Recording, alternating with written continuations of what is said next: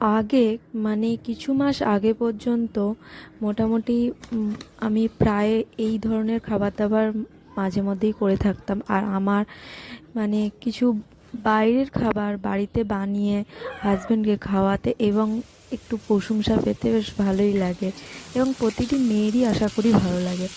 তো যাই হোক, আমি এই সমস্ত রান্না বাড়িতে করতাম, কিন্তু এখন পুরোপুরি টোটালি বন্ধ।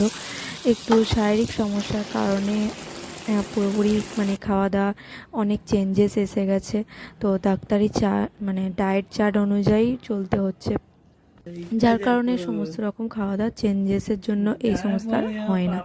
তো যাই হোক, তখন ছিল শীতকাল। তো শীতকালে এই সময় দেখো, এটা পাপার প্রথম শীত বলে কথা।